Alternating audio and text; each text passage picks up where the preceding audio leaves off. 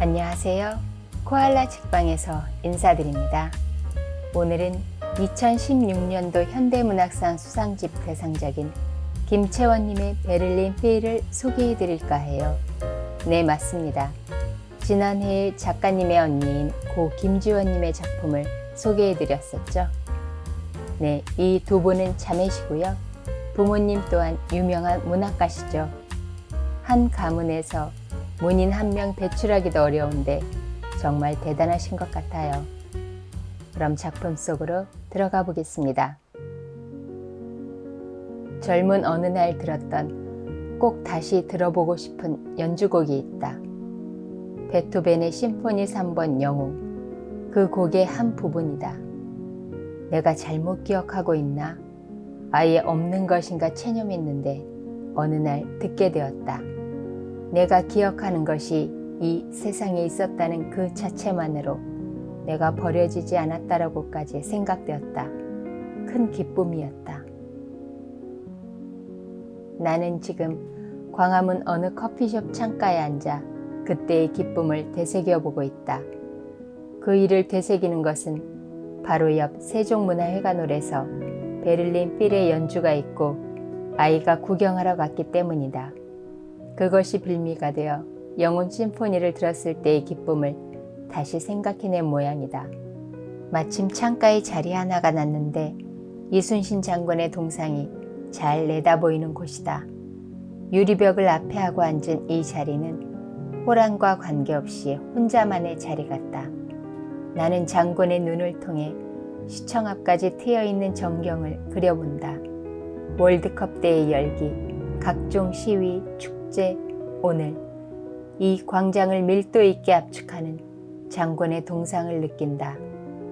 이제 보니 영웅 심포니를 떠올린 것은 베를린 필 때문이 아니라 저 동상 때문이었다는 생각이 든다. 이순신, 베를린 필, 베를린이라는 도시, 이들은 어느 한 흐름 속에 있는 듯하다. 베를린 장벽이 무너진 그날 저녁 뉴스에서 장벽에 가득 올라앉은 젊은이들, 국기를 흔들며 감격하는 양진영 시민들의 축제와도 같은 모습을 영상으로 보았다. 그로부터 26년 지나 있는 이 즈음 나는 여러 친구들을 만났다. 어린 날의 친구는 함께 만났던 어떤 사람을 기억해내지 못하고 또 어떤 친구는 남편이 집 가까운 곳에 다른 여자와 살림을 차렸더라고도 했다. 어떤 친구는 사기를 당해 전 재산을 날린 후 동생 집에 얹혀 살고 있다. 내 주변 친구들은 하나같이 잘 살고 있지 못했다. 나는 어떤가? 나의 얘기는 어디로 실종되었을까? 내가 늘 카페에 앉아있고 싶어 하는 것은 나는 정말로 얘기가 하고 싶은 게 아닐까? 친구들을 만나고 돌아올 때면 늘 특이한 어떤 기분에 휩싸였고 매번 되풀이됐는데 그것은 인생이 후려친 자국, 손상의 느낌일 것이다. 나와 친구들의 뇌는 조금씩 표시 안 나게 쇠퇴해가고 있었다. 나는 그것을 뚜렷이 느낄 수 있었다. 아이가 어느새 들어와 내 앞에 서 있다. 기대만큼 특별한 감동은 없었다고 아이가 말한다. 아이와 나는 지하 주차장을 향해 걷는다. 아이가 정확히 찾아 들어가서 헤매진 않았는데 차에 올라타고 20분이 지나도록 움직일 줄 모른다. 다시 15분을 더 기다려도 지하 3층조차 빠져나오지 못하고 있다. 어느 세월일지 막막해진 우리는 다시 주차시킨 후 밖으로 나가기로 한다. 다시 엘리베이터를 타고 1층으로 올라왔는데 거대한 차가 길을 막아선다. 그렇게 큰 차를 처음 본다. 다른 사람들처럼 몸을 움츠려 큰 차 옆을 빠져나온다. 길이 동서남북으로 열려있고 그중 한쪽에 상점들이 몰려있어 아이와 나는 자연스레 상점 불빛들이 있는 쪽으로 향한다. 상점 하나하나를 짚어보지만 들어가고 싶은 집이 없다. 결국 들어갈 곳을 찾지 못하고 광장 쪽을 향해 걷는다. 아이는 내게 이곳까지 기다리라고 말한 후 주차장으로 혼자 걸어간다. 차와 사람이 없는 광장거리는 더욱 넓고 차가워 보인다. 한 남자가 편의점에서 나와 이쪽으로 걸어온다. 점점 가까워짐에 따라 그가 초등학교 동창임이 드러난다. 그도 베를린 필을 구경하러 왔을까? 그는 내 앞쪽을 걸어 반대쪽으로 멀어져 간다.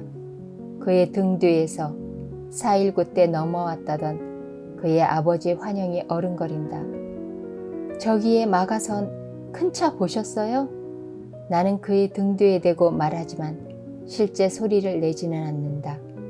우리가 기다린 이유 아셨나요? 어디서도 한없이 기다려야 한다고 하셨지요? 먼 기억 하나가 내게로 온다. 유년의 어느 날 둘째 이모와 사촌들이 우리 집에 왔었다. 집마당이 좁다는 듯 앞산으로 올라갔고 이산 저산 뛰어다녔다. 우리 자매는 사촌들 뒤를 따라다녔다. 이모네는 그렇게 한나절 지내다가 떠나갔다. 그것이 마지막이었다. 그 후 전쟁이 났고 다시 만나지 못했다. 지금 생각하니 이북에서 살던 이모네는 무엇인가를 예감하고 마지막으로 할머니와 어머니에게 인사하러 온 것인 듯 했다. 그런데 아이가 너무 오래 오지 않고 있다. 아직 그 차가 막아서고 있는 것일까? 아니면 무슨 또 다른 변수라도? 핸드폰을 쓰지 않는 자신이 갑자기 너무 답답하게 여겨진다. 그 어떤 상상도 하고 싶지 않아 스스로 멍한 상태를 만든다.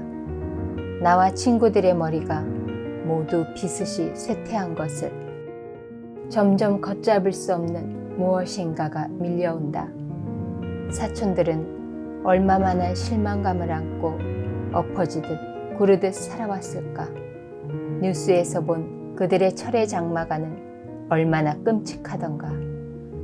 어마이, 가슴을 무겁게 밀치며 나온 새된 소리가 밤속에 울려 퍼진다. 어마이, 어마이, 어마이. 초토화되어가는 스스로를 느끼며 온몸으로 저항하듯 흐느끼듯 나는 정신없이 계속해서 어마이를 부른다. 이 작품은 인생이 조금씩 쇠퇴해가고 있는 고전적이고 아름다운 여인의 추상을 표방한 반면 21세기 서울의 일상 속에서 분단이 여전히 진행 중에 있는 무의식을 보여주었습니다. 사담으로 저 역시 작가님처럼 10여 년 동안 어디서 들었는데 무슨 곡이지? 가슴앓이했던 곡이 있었습니다. 바로 Once Upon a Time in the West입니다. 학창시절에 이선영의 영화음악실이란 라디오 채널을 자주 듣곤 했는데 비몽사몽간에 듣곤 10년이 지난 후에야 영화 OST란 걸 알게 되었죠. 서부 영화를 좋아하지 않아 지금까지 영화는 못 봤지만 언젠간 꼭 보리라 다짐합니다. 김채원님은 배우와 견주어도 꿀리지 않는 미모인데 거기에 필력까지 부럽습니다. 그리고 작가님의 환 시리즈도 유명하죠. 이 밖에도 박형선님, 백민성님, 조혜진님 등의 작품들도 인상 깊었습니다. 놓치지 마세요. 그럼 오늘은 여기서 인사드리겠습니다. 한 줌의 햇살이 되고픈 손안의 책방, 코알라 책방이었습니다. See you again.